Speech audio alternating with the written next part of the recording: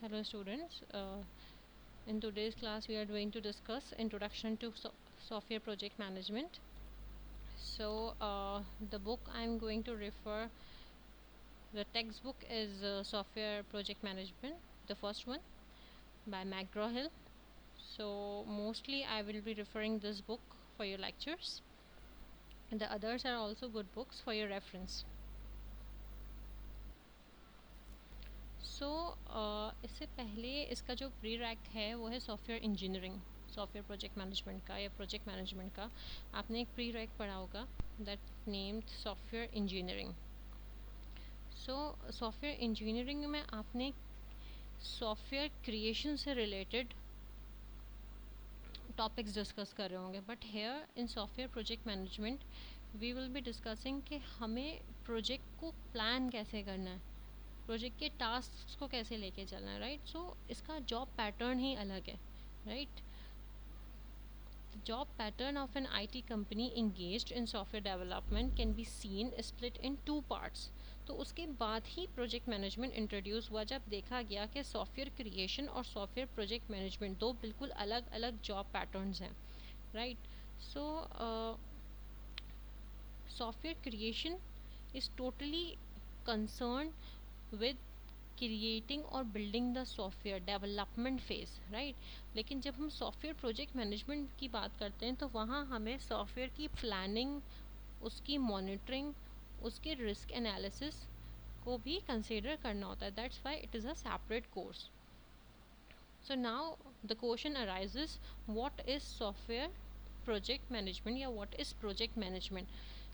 देखिए, आप कोई भी काम करने चाहते हैं वहाँ मैनेजमेंट की ज़रूरत है। So if I explain project management in very simple terms, so I can say software project management और project management is the application of knowledge, skills, tools and techniques to project activities to meet the project requirements.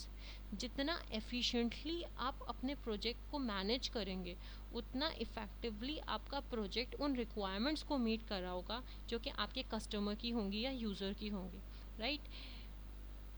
Here there is another definition given that it is the discipline of defining and achieving targets. आप initially अपने targets को define कर देते हैं कि हमें कितना ज़्यादा एफिशिएंटली परफॉर्म करना है, so that will be able to achieve our targets on the specified time, right, while optimising the use of resources. अच्छा, अब यहाँ यूज़ ऑफ रिसोर्सेज में हर वो थिंग इंक्लूडेड है जो आपके प्रोजेक्ट पे डायरेक्टली या इनडायरेक्टली इम्पैक्ट डालती है। रिसोर्सेज का यहाँ मतलब सिर्फ नंबर ऑफ़ कंप्यूटर्स नहीं है। रिसोर्सेज से यहाँ मुराद वो टाइम है जो आपके प्रोजेक्ट पे लग रहा है, मनी कॉस्ट जो आपके प्रोजेक्ट पे लग रही है, पीपल जो लोग भी आपके प्रोजेक्ट में इन्वॉल्व हैं, आइदर द नेटवर्किंग टीम और द IT सपोर्ट टीम और the capital you will be investing on it और the material you will be investing on it, like the number of PCs, energy, space, everything is included in resource, right. Over the course of a project जो भी resource हैं उनको आप optimise करें, means efficiently use करें। और ये समझें कि प्रोजेक्ट सिर्फ एक नेम नहीं है। प्रोजेक्ट कुछ फाइनाइट ड्यूरेशन में आपको कुछ नंबर ऑफ एक्टिविटीज़ परफॉर्म करनी है जिसको एट द एंड आप एक प्रोजेक्ट का नेम दे देते हैं, right. So moving forward, project management activities, right. तो ये वो 9 मेन एक्टिविटीज़ हैं जो आप during the project management perform कर रहे होते हैं। Number 1 is planning the work. सबसे पहले आप अपने काम को प्लान करें कि आपको अपने टास्क्स को किस तरह एग्जीक्यूट करना है, राइट। कौन सा टास्क कितना टाइम लेगा, which task is dependent on which tasks, right, and which tasks are independent. Number 2 is estimating the resources. आप इस बात का अंदाज़ा लगाएं कि आपको अपने किसी भी पर्टिकुलर प्रोजेक्ट में किन रिसोर्सेज की ज़रूरत होगी। Number 3 is organising the work. Organising the work means you need to make arrangements and preparations accordingly as per the requirements of your project. Now acquiring human and material resources, number 4. सब उसके बाद जब आप ये देख लें आपको actually करना क्या है, आप उसकी प्रिपरेशंस कर लें, देन आप ये देखें कि आपको अपने प्रोजेक्ट में किस तरह के लोगों की ज़रूरत है, किस तरह की रिसोर्सेज की ज़रूरत है. Then you will be assigning task. जब आपको एक दफ़ा पता चल जाए अच्छा ये मेरे पास रिसोर्सेज हैं, इस तरह से मैं अपने काम को ऑर्गेनाइज करूँगा, देन आप काम असाइन करेंगे, लोगों को रिसोर्सेज असाइन करेंगे. Now directing activities. Directing means you need to control on the activities, right? Now controlling project execution means the actually in the 7 activity, the execution and control phase is where the project team build and produce the deliverables required, right? So here you need to see things very clearly कि आपका project deadlines को meet कर रहा है या नहीं कर रहा. डिलीवरेबल्स प्रोड्यूस हो गए तो वो कितने हो गए और वो टाइम पे प्रोड्यूस हुए या नहीं हुए. अब हमें काम को फास्ट लेके चलना है या उसी पेस से लेके चलना है, राइट? Now reporting progress. देखिए सॉफ्टवेयर क्रिएशन में रिपोर्टिंग प्रोग्रेस नहीं आता, लेकिन प्रोजेक्ट मैनेजमेंट का एक बहुत इंपॉर्टेंट पार्ट है, so that we will be able to know कि आपका प्रोजेक्ट कहाँ स्टैंड करता है, अभी आपकी टीम ने कितना काम कर लिया और आगे आपकी टीम को कितना काम करना है. तो आपके पास एक क्लियर अंडरस्टैंडिंग होगी कि क्या आप स्केड्यूल को मीट कर रहे हैं या नहीं कर रहे, और अगर नहीं कर रहे तो अब आपको क्या एक्शंस लेने, राइट? सो दैट आपके टास्क आपके हैंड में हो, आपको पता हो कि आपकी टीम इस किसी भी पॉइंट ऑफ टाइम पे किसी प्रॉब्लम में ना आ जाए, किसी रिस्क में ना आ जाए. Point number 9 is analysing the results based on the facts achieve. इस पॉइंट पे जब आपने सारा काम कर लिया है, आपका प्रोजेक्ट कंप्लीट हो गया है, तब आप ये देखें कि आपके प्रोजेक्ट के जो डिलीवरेबल है, जो मेन रिजल्ट्स हैं, जो कंक्लूजन है, वो उन फैक्ट्स को, उन रिक्वायरमेंट्स को मीट भी कर रहा है जो यूज़र की थी या नहीं, सो दैट आप फिर उसको और मेंटेन कर सकें. Now the 5 variables of project control. Number 1 is time, number 2 is cost, 3 quality, 4 scope, and 5 is risk. देखिए ये वो वेरिएबल्स हैं जिन पे आपका प्रोजेक्ट डायरेक्टली या इनडायरेक्टली डिपेंड कर रहा होता है. ये वो प्रोजेक्ट्स हैं, ये वो वेरिएबल्स हैं जो आपस में भी डायरेक्टली या इनडायरेक्टली रिलेट कर रहे होते हैं. अच्छा, अब कैसे रिलेट करते हैं उसके लिए सबसे पहले इनकी डेफिनेशन समझना ज़रूरी है. जब हम बात करते हैं टाइम की, तो time is the amount required to complete the project, right? So typically we broke it down for analytical purposes into the time required to complete the components of the project, which is then further broken down into the time required to complete each task, contributing to the completion of each component. Number 2 is cost. It is calculated from the time variable. जितना ज़्यादा time लगेगा उतनी ज़्यादा cost लगेगी.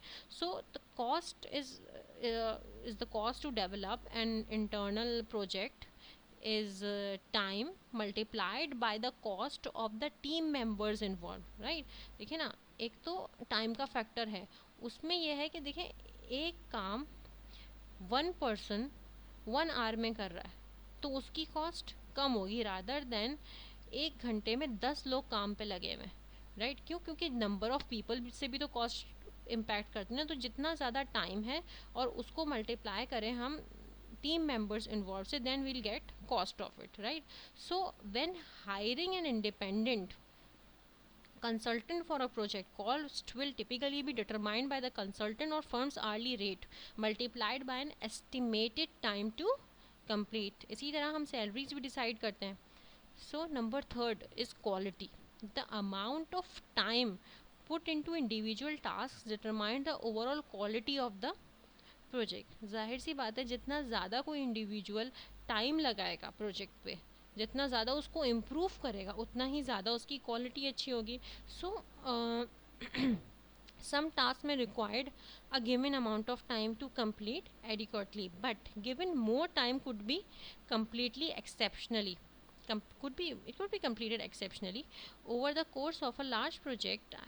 If I talk about a large project, so quality can have a significant impact on time and cost, और आई can से vice versa. जितने ज़्यादा टाइम लगाएंगे, जितनी ज़्यादा कॉस्ट होगी, उतनी ज़्यादा क्वालिटी इंप्रूव होगी. और जितनी अच्छी क्वालिटी होगी, इसको आप ऐसे भी देख सकते हैं, जितनी ज़्यादा हाई क्वालिटी चीज़ है उसकी कॉस्ट भी ज़्यादा होगी और इवेंचुअली उस पर टाइम भी ज़्यादा लगा होगा. So the fourth one, coming towards the fourth one which is known as scope. Scope अगर बहुत सिंपल वर्ड्स में मैं कहूँ तो it is actually it scope is the requirements specified for the end result.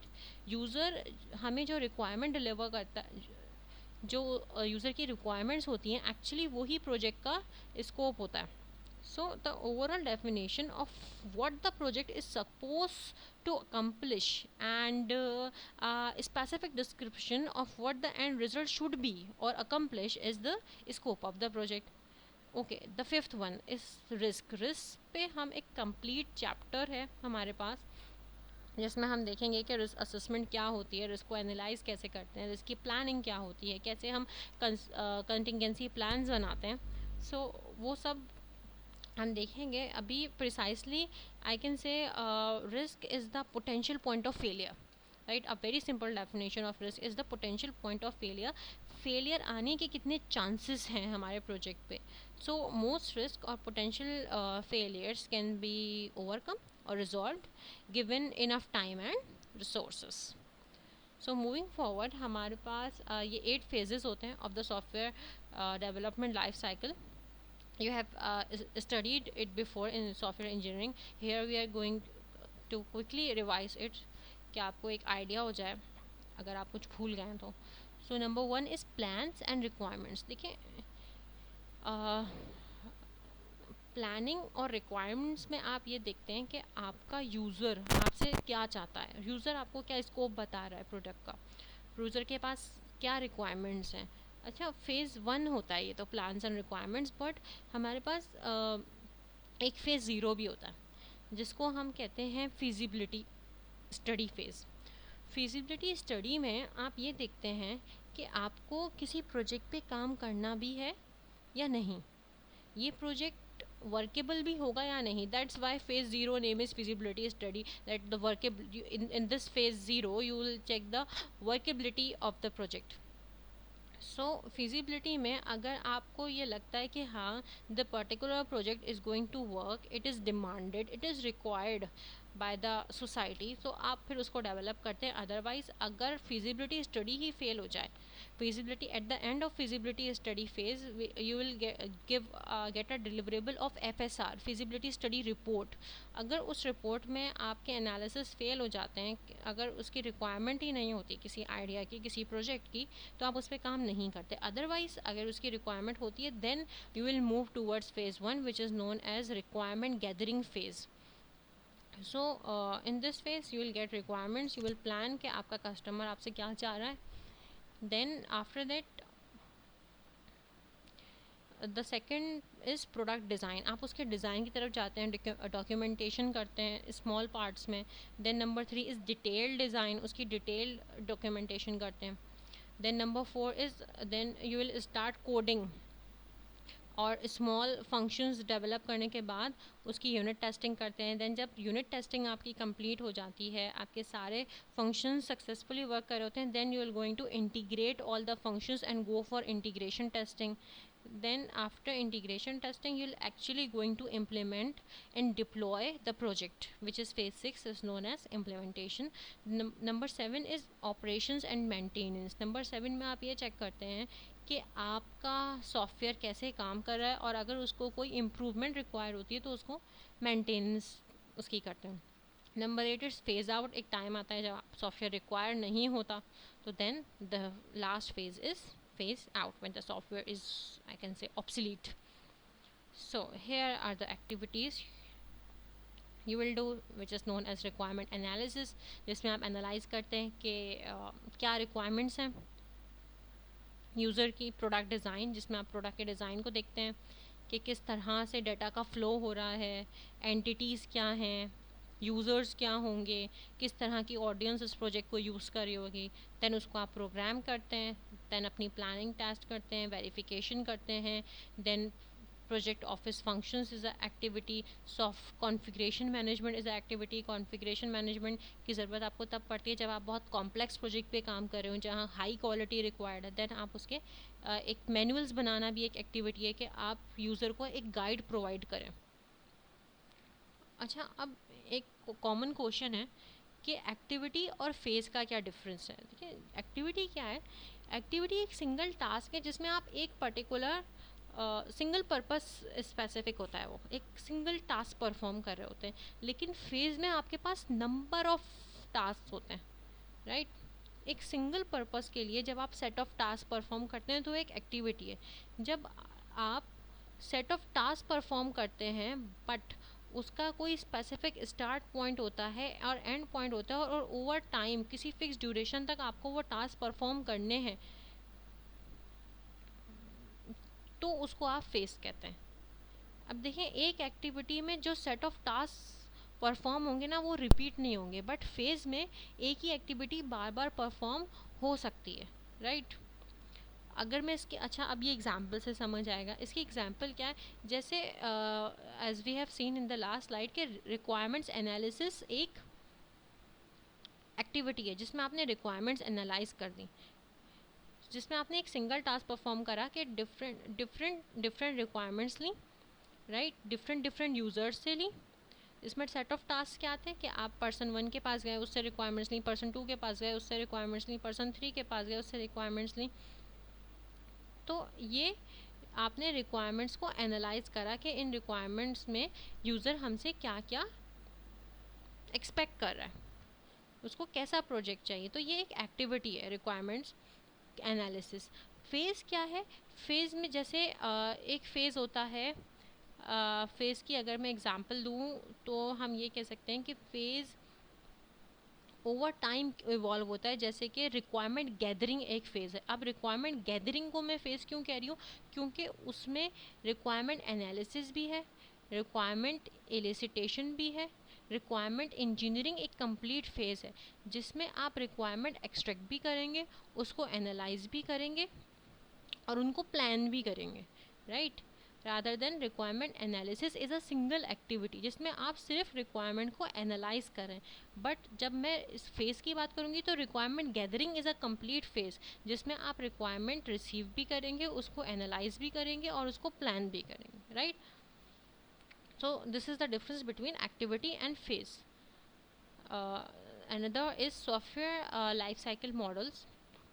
Software life cycle models means कि आप software को किस तरह डेवलप करेंगे। देखिए, जब भी आप सॉफ्टवेयर की डेवलपमेंट करते हैं तो उसके कुछ सेट ऑफ रूल्स होंगे, कुछ प्रोटोकॉल होगा जिसको लेते हुए आप चलेंगे कि भाई हमें किस तरह से डेवलपमेंट करनी है। तो सॉफ्टवेयर लाइफ साइकिल्स के कुछ मॉडल्स होते हैं, ये रिवाइज करना बहुत ज़रूरी है। ये सॉफ्टवेयर इंजीनियरिंग में आपने ज़रूर डिस्कस करे होंगे, but here it is very essential to revise it so that आपके पास एक अंडरस्टैंडिंग हो। Number 1 is waterfall model. सबसे इनिशियली वाटरफॉल मॉडल आया था, राइट। हम इनको वन बाय वन देखेंगे। Waterfall model, risk spiral model, prototyping paradigm, evolutionary, ये सब इम्प्रूव्ड फॉर्म्स हैं मॉडल्स की, राइट। डिपेंडिंग कि आप किस प्रोजेक्ट पे काम करें उस हिसाब से आप इनमें से कोई भी मॉडल सिलेक्ट कर लेते हैं। अच्छा, वाटरफॉल मॉडल तो कम्प्लीटली ऑब्सोलीट है। क्यों? अब उसकी वजह भी हम आगे देखते हैं। देखें, ये जो डायग्राम है ये काफ़ी हद तक वाटरफॉल मॉडल को एक्सप्लेन कर रही है। The first phase of waterfall model is requirements analysis and definition, right. So the deliverable of this phase is product requirements document, which is also known as SRS, software requirement specification document. So the system services, constraints and goals are established by consultation with the system users. In this phase they are then defined in detail and serve as a system specification.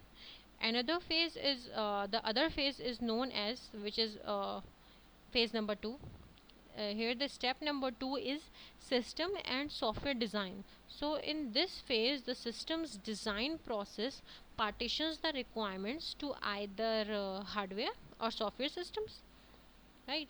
The third phase is implementation and unit testing. So during this stage, the software design is realized as a set of programs or program units. So unit testing involves verifying that each unit meets the specification. Now moving towards the fourth one, which is verification. It is also known as integration and system testing. So the individual program units or programs are integrated and tested as a complete system to ensure that the software requirements have been met. Now the last one is maintenance, or it is also known as operation and maintenance. जब आपका software काम करना शुरू कर देता है, so normally I can say this is the longest life cycle phase, right? So the system is installed here in this phase and put into practical use. Maintenance involves correcting errors which were not discovered in earlier stages of the life cycle, improving the implementation of system units and enhancing the system services as new requirements are discovered. So जब मैं अगर मैं waterfall model को just देखूं तो इसमें देखें एक मसला ये है कि आप एक स्टेज पे रहते हुए उस स्टेज में अगर कोई प्रॉब्लम आ जाए तो आप उसको वहीं रिजॉल्व नहीं कर सकते, आपको फर्स्ट स्टेज के बाद सेकंड स्टेज पे से मूव करना है. देन अगर आप सेकंड स्टेज में रियलाइज़ करें कि फर्स्ट स्टेज में कोई प्रॉब्लम है तो आप उसको भी लूप बैक नहीं कर सकते. एज यू कैन सी कि आपको कहीं लूप बैक नहीं करना. एक तो ये मसला है. दूसरा आप ये देखें पैरेलली काम नहीं कर सकते. हर स्टेज प्रीवियस स्टेज पे, हर नेक्स्ट स्टेज प्रीवियस स्टेज पे डिपेंडेंट है, right? So waterfall models have a lot of issues. To be effective there must be a review step at each phase to check for completion, but ऐसा कुछ भी नहीं है, किसी भी stage पे कोई रिव्यू स्टेप नहीं है, right? अगर आप देखें तो we should not proceed down the waterfall model until the phase is complete. जब तक मैं रिक्वायरमेंट इंजीनियरिंग की फेज को पूरा नहीं कर दूंगी तब तक मैं डिज़ाइन स्टार्ट नहीं कर सकती. जब तक मैं design document as a deliverable produce ना कर दूँ तब तक I cannot start implementation. जबकि ऐसा हो सकता है कि थोड़ा बहुत डिज़ाइन डॉक्यूमेंट आपका हो तो उसके बाद आप इम्प्लीमेंटेशन स्टार्ट कर सकते हैं, बट नो, यहाँ आप बाउंड हैं. जब तक आपका पूरा डिज़ाइन कंप्लीट नहीं होता तब तक आप इम्प्लीमेंटेशन का एक फंक्शन भी नहीं बना सकते, राइट? तो this is a very big drawback.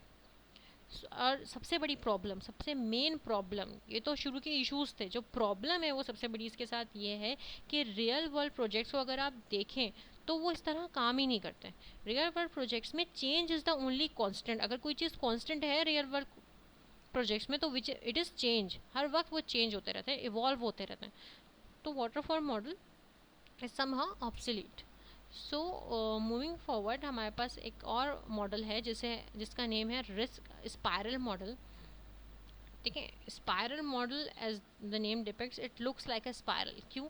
क्योंकि इसमें एक फेज़ के बाद हम फिर उसी फेज़ को इम्प्रूव करते हैं फेज़ 2 में, देन फिर उसके फेजेस को इम्प्रूव करते हैं. सो एक सिंगल साइकिल, एक कंप्लीट सिंगल साइकिल में एक सॉफ्टवेयर मॉडल इनकॉर्पोरेट होता है, बट उसमें मज़ीद इम्प्रूवमेंट की ज़रूरत होती है. तो then you will go through the same process again. अच्छा, अब ये शुरू कहाँ से हो रहा है? देखें, इसका जो फर्स्ट फेज़ है वो है liaison, which is known as communication, then planning, then risk analysis, then engineering, then construction and release, then system evaluation के बाद फिर से आपको जाहिर है the only constant in software development is change. अब फिर से कोई चेंज की ज़रूरत है, then you will again go for communication, right?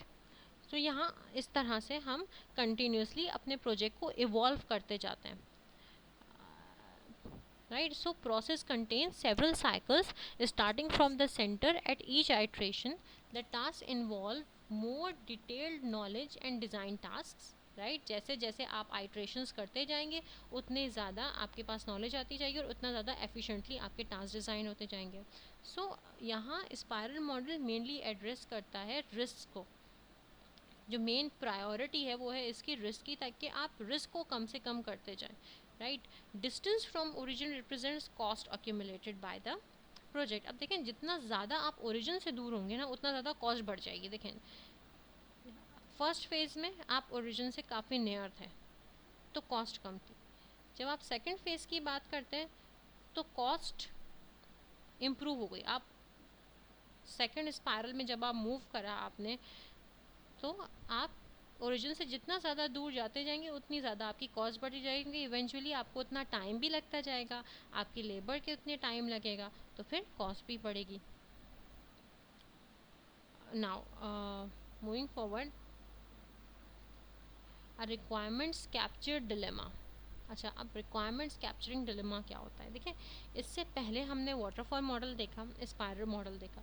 उन दोनों में हमने ये देखा कि हमारे पास कस्टमर ने रिक्वायरमेंट दी हुई हैं। इनिशियली हमें पता है कि ये हमारी कस्टमर की रिक्वायरमेंट्स हैं जिन पे हमें काम करना है। बट तब क्या होगा जब हमारे पास कोई आइडिया ही नहीं होगा, where does this leave both the customer and the developer. जब ना कस्टमर रिक्वायरमेंट बता रहा है ना डेवलपर को क्लियर है कि वो क्या बनाने जा रहा है। सो दे बोथ थिंक, यहाँ प्रॉब्लम क्या, dilemma means problem, right, स्टक्ड issue, right, किसी प्रॉब्लम में फंस जाना हमें जब हम क्लियर ना हो। सो वहाँ यहाँ प्रॉब्लम क्या है कि कस्टमर और डेवलपर दोनों ये सोच रहे हैं, उनको समहाउ पता है कि उन्हें क्या चाहिए, मगर डेवलपर को पता नहीं है उसे ये कैसे अचीव करना है, राइट। या फिर उसको ये नहीं पता कि कस्टमर मुझसे क्या चाह रहा है, कस्टमर सही से समझा नहीं पा रहा। तो इस इशू को, ये जो इशू स्लाइड में मेंशन करा है, when both of the parties are totally confused, so इस चीज़ को कहते हैं सॉफ्टवेयर इंजीनियर्स डिलेमा। अच्छा, अब अगर ये अभी भी क्लियर नहीं हुआ तो इस डायग्राम से क्लियर हो जाएगा। This is the customer and he is the software developer or the project manager. So the customer is saying this problem, the requirement capturing dilemma, is also known as IKIWISI problem. IKIWISI is I know it when I see it। जब मैं देखूँगा तब मैं समझूंगा कि अच्छा मुझे ये चाहिए था कि नहीं चाहिए था, राइट। तो यहाँ कस्टमर ये कह रहा है we don't know what we want because we have never had one before. हमने कभी ऐसा कुछ बनवाया ही नहीं है किसी से, ऐसा कोई प्रोजेक्ट कि हमें पता हो कि हमें क्या चाहिए। और सॉफ्टवेयर डेवलपर क्या कह रहा है, we don't know how to build one because we have never written one before. और हमारी समझ नहीं आ रहा कि आपको क्या चाहिए, क्योंकि हमने कभी इस तरह की रिक्वायरमेंट्स लिखी ही नहीं है जिसमें सामने वाला एक्सप्लेन नहीं कर पा रहा। तो दोनों कंफ्यूज हैं। अब इसका सोल्यूशन क्या होता है? जो रिक्वायरमेंट कैप्चरिंग डिलेमा है इसका सोल्यूशन है prototyping. Prototyping is the solution to IKIWISI problem. I know it when I see it.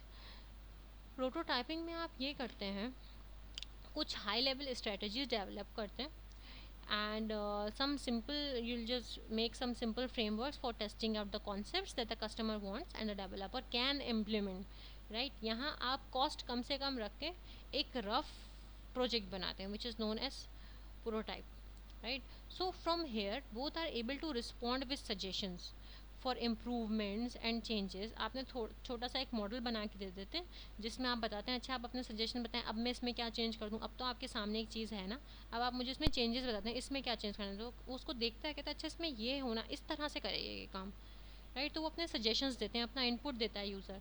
So the cycle में then be able to be repeated each time. Iterations आप करते जाते हैं, progress होती रहती है, और आप eight the end of the day किसी पॉइंट पे उसकी जो रिक्वायरमेंट उसके दिमाग में गई है लेकिन उसको क्लियर नहीं है, तो आप उसके रिक्वायर्ड सॉल्यूशन तक कभी ना कभी पहुंच पाते हैं। तो this iterative process is called prototyping, right. So here obviously इसके कुछ डिसएडवांटेजेस होंगे। सबसे पहला प्रॉब्लम ये है कि ये स्लो है, it is a time taking process है। आपके पास रिक्वायरमेंट्स क्लियर नहीं है, आप एक रफ मॉडल बना के देंगे, देन वो आपके फीडबैक आएगा, आप उसको और इम्प्रूव करेंगे, फिर इम्प्रूव करके बताएंगे देंगे वो, फिर आपके पास एक फीडबैक आएगा, फिर आप उसको इम्प्रूव करेंगे, right. So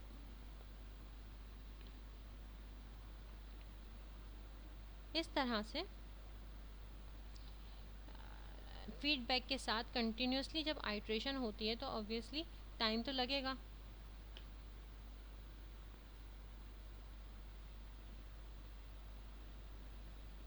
So the cost of prototyping, so the cost of developing a prototype is a total waste, as the prototype is ultimately thrown away. अच्छा, अब देखें जो प्रोटोटाइप है ना वो एक फुल फ्लैज मॉडल नहीं होता, वो जस्ट अंडरस्टैंडिंग के लिए बनाते हैं. तो एट द एंड उस प्रोटोटाइप की कोई ज़रूरत नहीं पड़ती हमें, तो वो यूज़लेस होता है. तो उसको प्रोटोटाइप को डेवलप होने में जो कॉस्ट लगी वो टोटली वेस्ट होती है. अच्छा, एक सबसे बड़ा मसला ये होता है कि कभी कभी जो मॉडल हम बनाते हैं कस्टमर उससे टोटली डिसएग्री करता है और उसमें पार्टिसिपेट ही नहीं करना चाहता. इतने लंबे टाइम तक हमें फीडबैक देना नहीं चाहता. ही और she feels irritated.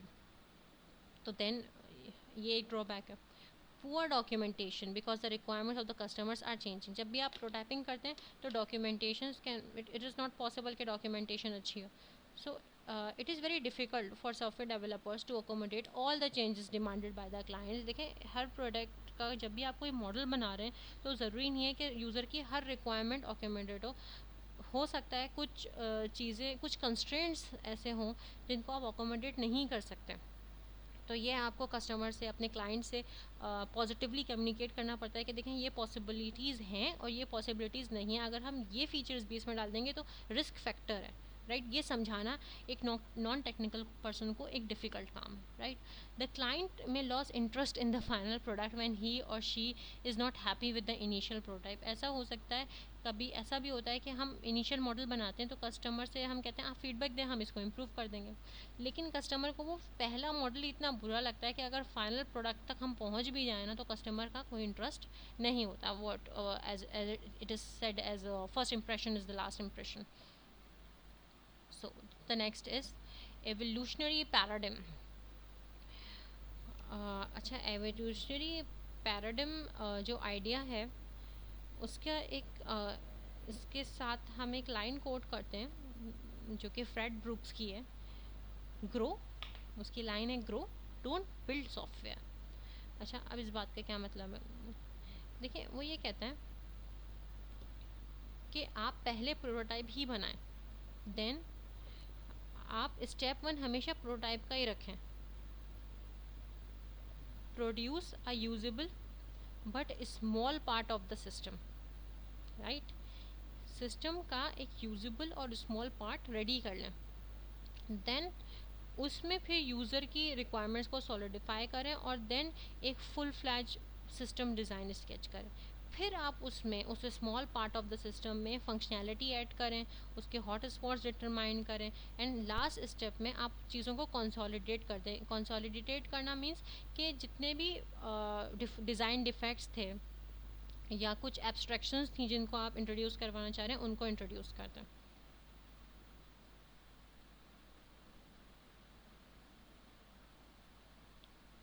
Extreme programming. अच्छा, एक्सट्रीम प्रोग्रामिंग क्या होती है? एक्सट्रीम प्रोग्रामिंग का जो मेनली फोकस होता है ना वो ये होता है कि कस्टमर सेटिस्फाई हो पहला. दूसरा, टीम वर्क करें, टीम वर्क को प्रेफर करता है. राइट, एक्सट्रीम प्रोग्रामिंग के जो मेन प्रिंसिपल्स हैं उसमें सबसे ज़्यादा हाईलाइटेड प्रिंसिपल्स दो हैं, कम्युनिकेशन और feedback, simplicity and courage. Right, the most highlighted is communication and the next highlighted is feedback. Right, so XP principles are communication, simplicity, feedback and courage. Right, feedback को अगर हम explain करें तो feedback is the testing software from day one delivered to customers as early as possible. Right, तो customer क्या होता है जितना जल्दी हो सके हम कस्टमर को सॉफ्टवेयर डिलीवर करते हैं. देन कस्टमर जो फीडबैक देता है उस पर हम चेंजेस कर देते हैं. तो this is extreme programming. With this foundation जो एक्सट्रीम प्रोग्रामर्स होते हैं वो काफ़ी करेजियसली रिक्वायरमेंट्स को चेंज करते हैं, चेंजिंग रिक्वायरमेंट्स को अकोमोडेट करते हैं और चेंजिंग टेक्नोलॉजी के साथ अडेप्टेबल होते हैं. मतलब यहाँ जो फोकस है वो ये है कि आपके जो डेवलपर्स हैं वो करेजियस हों, कि वो तैयार रहें कि जैसे ही फीडबैक आए कि चेंजेस अकोमोडेट करनी हो वो टेक्नोलॉजी के साथ फ्लैक्सिबल हों, रिक्वायरमेंट्स को करेजियसली चेंज कर दें, फ़ौरन रिस्पॉन्ड करें। कंटिन्यूसली कम्युनिकेशन करना और उस फीडबैक पे फ़ौरन रिस्पॉन्ड करना courageously is extreme programming. So this is the diagram explaining briefing extreme programming, that as per the user stories we have we will extract some requirements from the user stories. We have some architectural spike, which is known as from architectural spike we extract system metaphor. Then we will have release planning के बाद हम release करते हैं, उसके बाद आपकी acceptance testings होती हैं, और फिर after the approval of customer आप स्मॉल रिलीजेस करते हैं.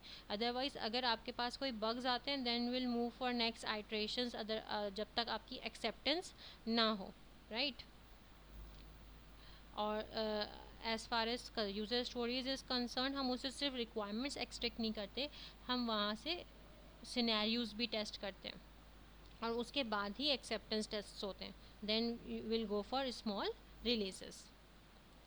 नाउ एजाइल प्रोग्रामिंग में भी आप software agile programming is basically it is not a software development process, it is a software development methodology centred around the idea of iterative development, जहाँ पे requirements और solutions जो हैं वो इवॉल्व करते हैं through collaboration between self organising cross functional teams.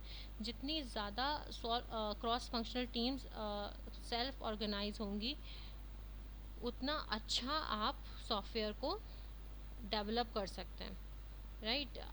यहाँ teams जितना ज़्यादा पॉजिटिवली एक दूसरे के साथ कोलैबोरेट करेंगी उतना ज़्यादा इफ़ेक्टिवली सॉफ्टवेयर बिल्ड होगा. अच्छा, क्रॉस फंक्शनल टीम क्या होती है?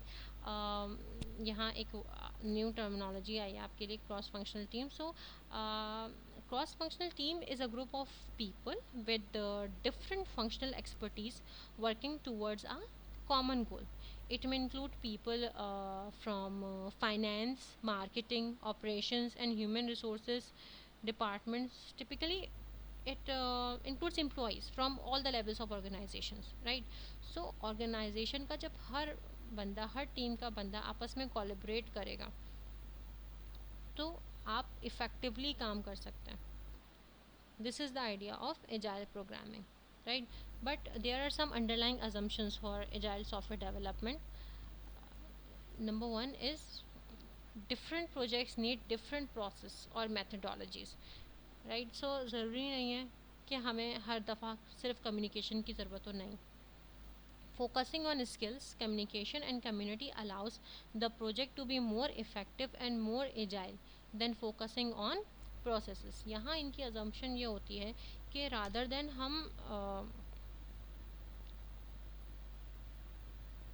प्रोसेस पे फोकस करें, ये फोकस करता है स्किल्स, कम्युनिकेशन और कम्युनिटी पे. उनका एजाइल प्रोग्रामिंग का मानना ये है कि अगर आपको प्रोजेक्ट को ज़्यादा इफ़ेक्टिव बनाना है तो आप ये देखें कि आप जो टीम लेके चल रहे हैं वो उस पर्टिकुलर टास्क में कितना स्किल्ड है, कम्युनिकेशन कितनी अच्छी हो रही है, आप किस कम्युनिटी को लेके चल रहे हैं प्रोजेक्ट की डेवलपमेंट में, रादर देन आप प्रोसेस पे फोकस करें. नहीं, सॉफ्टवेयर प्रोसेस मॉडल पे फोकस करने से बेहतर ये है agile as per the agile methodology कि आप स्किल्स देखें, कम्युनिकेशन देखें और कम्युनिटी देखें, right. This is the main idea of agile development. The last one is synchronise and stabilise. अच्छा, ये जो मेथोडोलॉजी है इसका आइडिया ये है कि टीम पैरेलल में काम करे इंडिविजुअल एप्लीकेशन मॉड्यूल्स पे, राइट. फ्रीक्वेंटली सिंक्रोनाइज करे अपना code with that of the other teams और देन स्टेबलाइज कर दे, मतलब डीबग कर ले, उसको इंटीग्रेट कर दे थोड़ा डेवलपमेंट प्रोसेस. तो इस तरह क्या होगा, पैरेलल वर्क होगा. And it is flexible since allows for changes at any point, क्योंकि इंडिपेंडेंट टास्क ही पैरेलल में होंगे obviously. It is successfully used by Microsoft and Netscape. So concluding in the last slide I am going to discuss some issues in project management.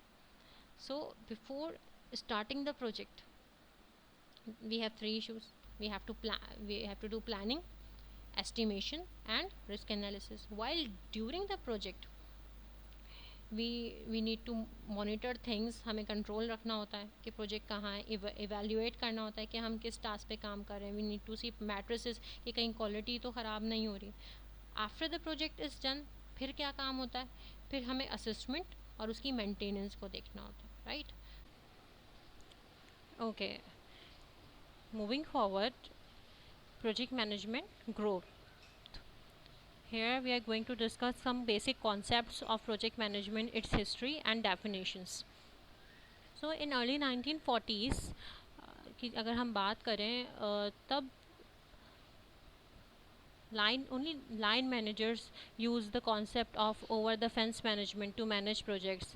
अच्छा, अब यहाँ over the fence means कि which is just for formality.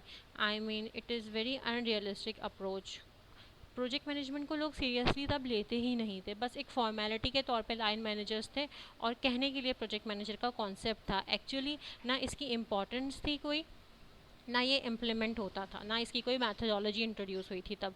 But when at the end of 1960s, in the middle and late 1960s, काफ़ी लोगों ने search करना शुरू किया about the new management techniques and organisational structures that could be quickly adopted to a changing environment.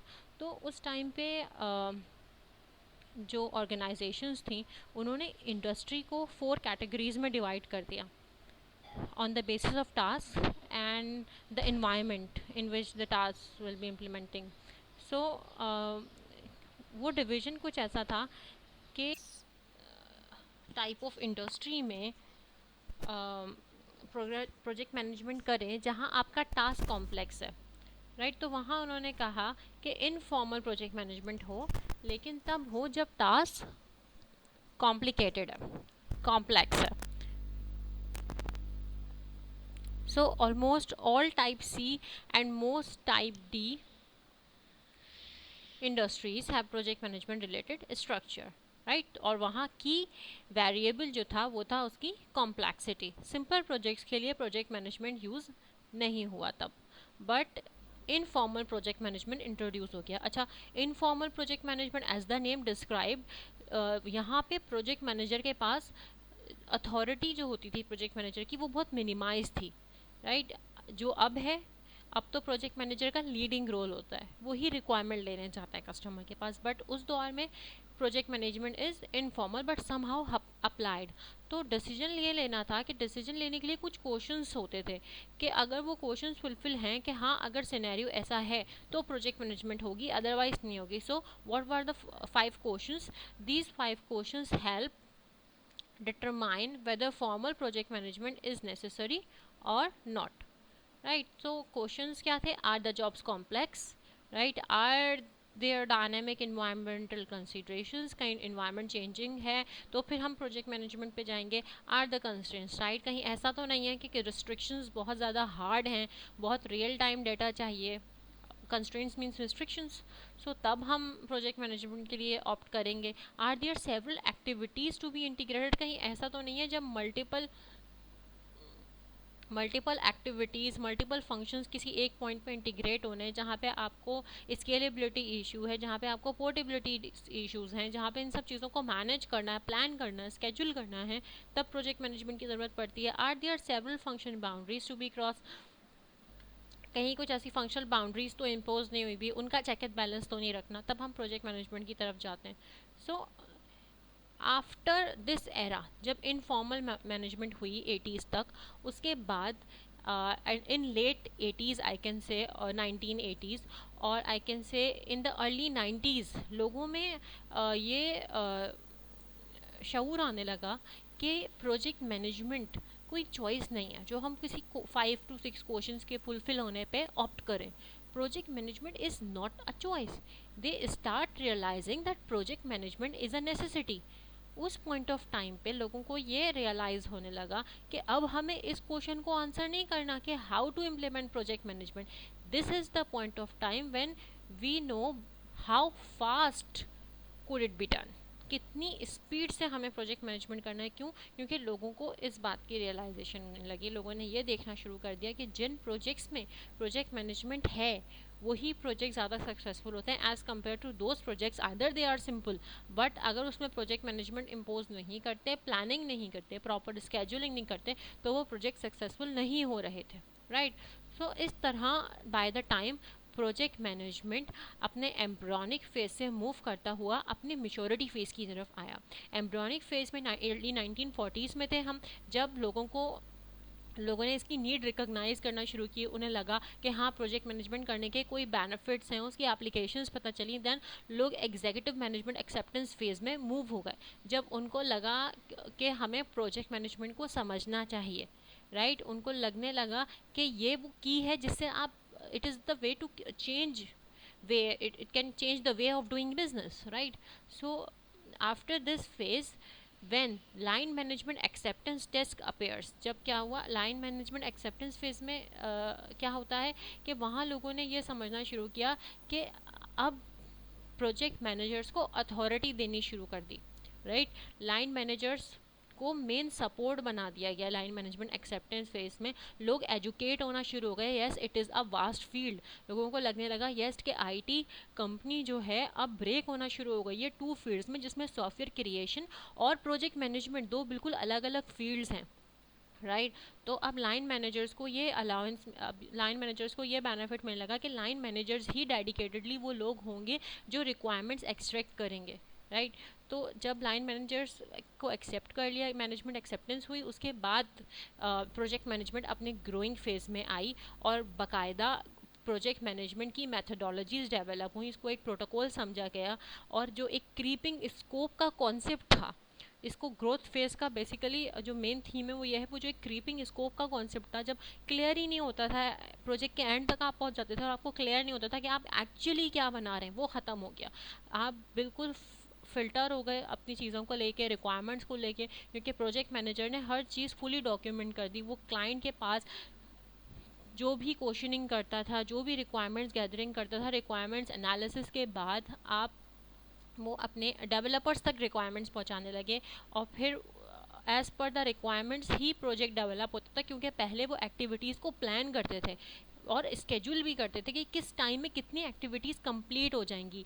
Activity dependency भी check होने लगी। तो जब डिपेंडेंसीज चेक हुई, स्केड्यूलिंग हुई, प्लानिंग हुई, तो ऑब्वियसली आपका स्कोप भी उतना ही क्लियर हो गया, राइट। तो आपका प्रोजेक्ट एक तरीके से ट्रैक होने लगा। And in the last which is the final phase, जहाँ पे आप कहते हैं कि हाँ प्रोजेक्ट मैनेजमेंट 2003 तक मेच्योर हो गई, तो वो मेच्योरिटी फेज था कि जब आप एक्चुअली इसको इम्प्लीमेंट करने लगे, प्रोजेक्ट मैनेजर्स आपके प्रोजेक्ट की कॉस्ट को कंट्रोल करने लगे, right. At this stage an educational programme to enhance project management skills will be develop, right. Skills और बढ़ना शुरू हो गई, ओके, डेवलपमेंट प्रोग्राम्स अरेंज होने लगे। मूविंग फॉरवर्ड, अच्छा, किसी भी प्रोजेक्ट, जब आपके पास वो प्रोजेक्ट कितना सरवाइव करेगा, कितना ज़्यादा लॉन्ग टर्म रहेगा, उसके कुछ कंपोनेंट्स होते हैं। वो कंपोनेंट्स क्या हैं कि एक तो आपके प्रोजेक्ट की कॉस्ट, दूसरा ये कि आपका प्रोजेक्ट अपना कस्टमर की रिक्वायरमेंट्स को कितना फुलफ़िल कर रहा है। जितना ज़्यादा हाईली वो कस्टमर्स की रिक्वायरमेंट्स को सेटिस्फाई कर रहा होगा, उतना ही ज़्यादा वो सक्सेसफुल होगा और उतना ही वो लॉन्ग टर्म होगा, उतना ही वो डिमांडेबल होगा। तो आफ्टर दिस आपके प्रोजेक्ट हाईली कम्पिटिटिव हो, उसके मार्केट में ये हो कि उसके कॉम्पिटिटर्स प्रेजेंट हों, वो दूसरे प्रोजेक्ट से जितना बेहतर होगा उतना ही ज़्यादा उसका सर्वाइवल होगा।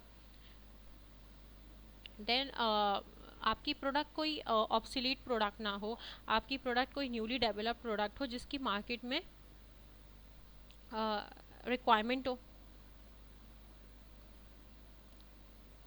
देन एफिशिएंसी एंड इफ़ेक्टिवनेस, आपके प्रोजेक्ट की वर्केबिलिटी हाई होनी चाहिए, वो रिसोर्सेज को एफिशिएंटली यूज़ करे, इफ़ेक्टिवली यूज़ करे। ऐसा ना हो कि रिसोर्सेज जो हैं या तो ओवर यूटिलाइज हो रही हों या अंडर यूटिलाइज हो रही हों। ऐसा ना हो उसमें बहुत ज़्यादा कॉस्ट लग रही हो, ऐसा ऐसा ना हो कि उसमें इतनी कम कॉस्ट लगी हो कि उसकी क्वालिटी बहुत डाउन हो जाए। राइट, उसकी अंडरस्टैंडिंग हाई हो, हर तरह के लोग उसको यूज़ कर सकें। ओके, अगर इन अ ग्लैंस हम समझना चाहें कि प्रोजेक्ट मैनेजमेंट, तो प्रोजेक्ट मैनेजमेंट पास्ट में जो हमारे पास प्रोजेक्ट्स बनते थे वो नॉन प्रोजेक्ट ड्रिवन होते थे।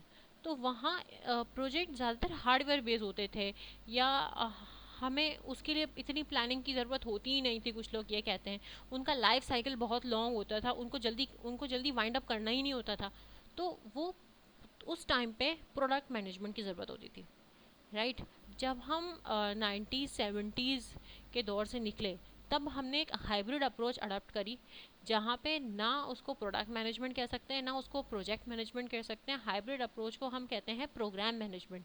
जब हमारे पास प्राइमरीली प्रोडक्ट ड्रिवन प्रोजेक्ट्स थे, जब हमारे पास न्यू प्रोडक्ट डेवलपमेंट पे इम्फेसिस था, इतना लॉन्ग लाइफ साइकिल नहीं था प्रोडक्ट का, राइट, और रैपिड डेवलपमेंट की ज़रूरत पड़ी, तो प्रोग्राम मैनेजमेंट होने लगी। देन आफ्टरवर्ड्स आज के दौर में हम प्रोजेक्ट मैनेजमेंट पे बेस करते हैं, जहाँ पे प्रोजेक्ट मैनेजमेंट को ज़्यादा से ज़्यादा अथॉरिटी दे दी जाती है। इनफैक्ट प्रोजेक्ट मैनेजमेंट में प्रोजेक्ट मैनेजर की फील्ड इतनी ज़्यादा वास्ट हो गई है कि अगर मैं आपको सॉफ्टवेयर हाउस की एग्जांपल दूँ, तो प्रोजेक्ट मैनेजमेंट की एक इंडिविजुअल फील्ड को भी मज़ीद 2 फील्ड्स में ब्रेक कर दिया गया है, जिनको आप, एक तो होता है एजाइल मैनेजर और दूसरा होता है प्रोडक्ट ओनर। ये दोनों प्रोजेक्ट मैनेजर्स होते हैं, बट इनके इसमें भी 2 टास्क में इनको डिवाइड कर देते हैं, जिसमें प्रोडक्ट ओनर का काम क्या है। प्रोडक्ट ओनर का काम यह है कि वो आपकी जो है रिक्वायरमेंट्स को डिलीवर करे डेवलपर्स को, देन डेवलपर्स के सारे इनपुट सिंक्रोनाइज करता जाए, जितने भी डेवलपर्स के इनपुट्स होते हैं। आफ्टर दैट, जब वो डेवलपर्स के इनपुट्स को सिंक्रोनाइज करता जाए और एक कंप्लीट प्रोडक्ट बनाता जाए, तो एजाइल मैनेजर ये करता है कि जो को एग्जिस्टिंग टीम्स हैं, जिसमें क्रॉस फंक्शनल टीम्स हैं, वो क्रॉस फंक्शनल टीम्स के दरमियान कोई भी कम्युनिकेशन करवानी है, किसी भी तरह की इंफॉर्मेशन एक्सचेंज करानी है, तो वो इंफॉर्मेशन एक्सचेंज कराना is the responsibility of agile manager. Both are project managers, but some responsibilities are divided because it is a vast field, it has many responsibilities, right. So project management इतना ज़्यादा modify हो चुका है कि इसको भी split करके, project manager की रिस्पॉन्सिबिलिटीज़ को स्प्लिट करके 2 टर्मिनोलॉजीज़ में इसको ब्रेक किया जा चुका है, जिसमें one is product owner and the other is agile manager.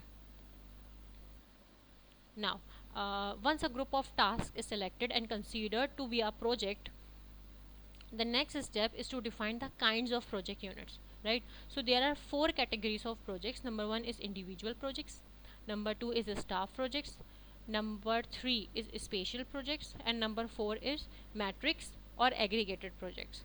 अच्छा, इंडिविजुअल प्रोजेक्ट एक सिंपल आइडिया को जब हम प्रोग्राम करना चाह रहे हैं, हमारा एक बहुत स्मॉल पर्पस प्रोजेक्ट होता है, तब वो इंडिविजुअल प्रोडक्ट होती है, इंडिविजुअल प्रोजेक्ट होता है।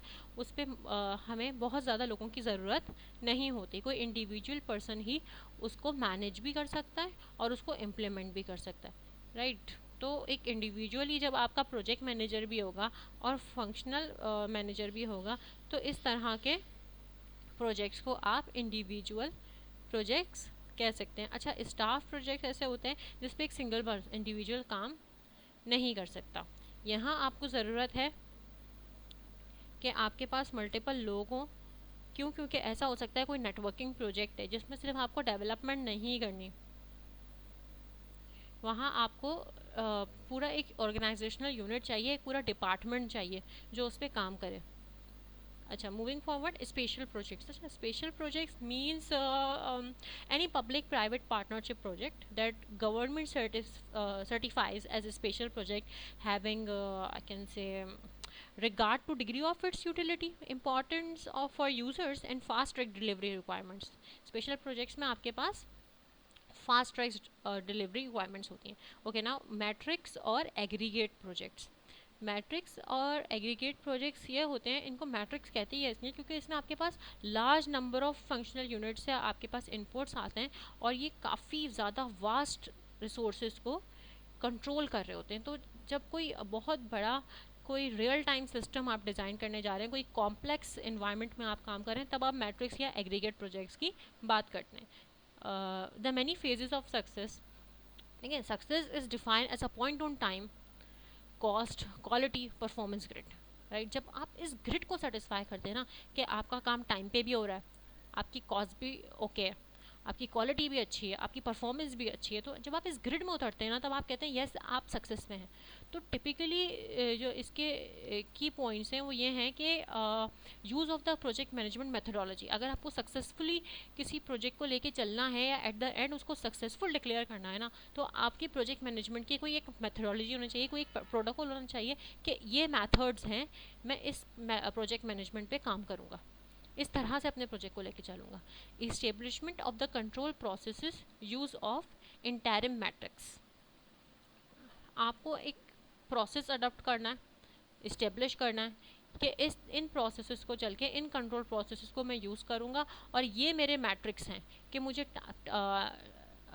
टाइम कितना रखना है, मेरे प्रोजेक्ट की रिसोर्सेज कितनी है, उनको एफिशिएंटली यूज़ करना है, right. Quality of interim matrix, quality क्या रखनी है, उस पर आप देखें कि किन रिसोर्सेज को इन इन इन शॉर्ट ये सारा जो जितनी सक्सेस आप चाहते हैं वो सब इवॉल्व करता है around the grid of time, resources, quality and performance, right.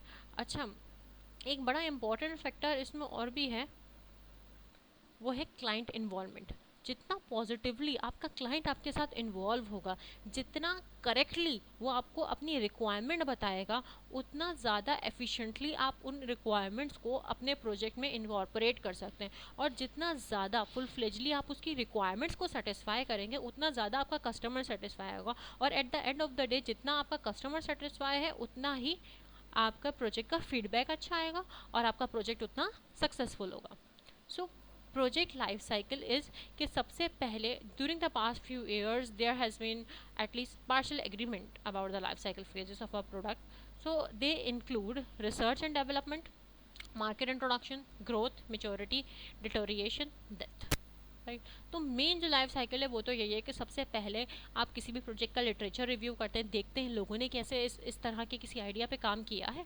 Research तो यही है ना, इससे पहले हमने इनिशियली डिस्कस किया था कि हर प्रोजेक्ट का जो लाइफ साइकिल होता है ना, उसमें कुछ हो ना हो, रिक्वायरमेंट हो ना हो, फिजिबिलिटी स्टडी ज़रूर होती है। जब आप ये देखते हैं कि either this project is workable और नॉट, राइट, तो आप ये देखते हैं क्या लोगों ने इस पर काम किया, या मार्केट में इसकी डिमांड है तो कितनी है, नहीं है तो क्यों नहीं है, ताकि हम इस पर डिसाइड कर सकें कि काम करें या ना करें, करें तो कैसे करें, उसके लिए लिटरेचर रिव्यू होता है। देन आप एक्चुअली उसको उसकी डेवलपमेंट करते हैं, उसको मार्केट में इंट्रोड्यूस करते हैं। फिर एक टाइम आता है जब मार्केट में उसकी वैल्यू इतनी बढ़ती है कि आपका प्रोजेक्ट की ग्रोथ का टाइम होता है, वो उसके ऑडियंस बढ़ती जाती है जो उसमें इंटरेस्टेड होती है। एक टाइम आता है वो इतना मेच्योर हो जाता है कि वो एक स्टेबल पॉइंट पे चलता है, आपकी कॉस्ट स्टेबल हो जाती है, कम नहीं हो रही होती।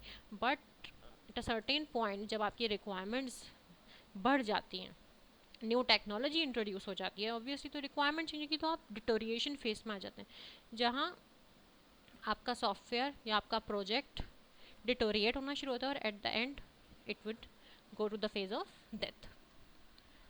ओके ना, प्रोजेक्ट मैनेजमेंट मेथडोलॉजी। अच्छा, हम काफ़ी टाइम से प्रोजेक्ट मैनेजमेंट मेथडोलॉजी की बात कर रहे हैं क्या? अचीविंग प्रोजेक्ट मैनेजमेंट एक्सीलेंट और maturity is more likely with a repetitive process that can be used on each and every project, right. आप किसी भी प्रोजेक्ट की बात करें, आप उस प्रोजेक्ट को जितना ज़्यादा एक्सीलेंट या जितना ज़्यादा एफिशिएंट बनाना चाहते हैं, तो इसका ताल्लुक ये होता है आप कितना ज़्यादा आइटरेशंस कर रहे हैं, उसमें कितनी ज़्यादा फिल्ट्रेशन कर रहे हैं। जितना एफिशिएंटली आप उसमें फिल्ट्रेशंस करेंगे, जितना ज़्यादा आइटरेशंस करेंगे, जितना आप रिपीटेडली उसको फिल्टर करते जाएंगे, रिक्वायरमेंट्स का फीडबैक लेते जाएंगे और एफिशिएंटली रिक्वायरमेंट्स इम्प्लीमेंट करते जाएंगे, उतना ज़्यादा आपका प्रोजेक्ट मॉडिफाई होता जाएगा, उतना ज़्यादा आपका कस्टमर हैप्पी होगा। सो तो ये जो रिपीटेड प्रोसेस है ना, जिसमें आप अपने प्रोजेक्ट में रिक्वायरमेंट्स को फुलफ़िल करते जाते हैं, अपने कस्टमर को सेटिस्फाई करते जाते हैं, वो ये जो रिपीटेड प्रोसेस है ये प्रोजेक्ट मैनेजमेंट मेथोडोलॉजी है। और इन सिंपल वर्ड्स अगर मैं सिर्फ मेथोडोलॉजी की टर्म आपको एक्सप्लेन करूँ तो methodology is a system of practices, techniques, procedures and rules use by those who work in a discipline. Right, किसी भी डिसिप्लिन में आप जिस तरह की प्रैक्टिसेस करें, कोई भी टेक्निक अडॉप्ट करें, प्रोसीजर अडॉप्ट करें, कुछ सेट ऑफ रूल्स हों, जैसे कि मैंने बार बार कहा कोई प्रोटोकॉल लेके चलें अपने प्रोजेक्ट को, तो वो जो है आपकी मेथोडोलॉजी बन जाती है। ठीक है, सो अब methodology has to be rooted in something more fundamental that dictates why we choose to do things a certain way. So I suggest it should also include themes. As project managers, there are many different ways to deliver projects. Broadly speaking, these ways are project management models.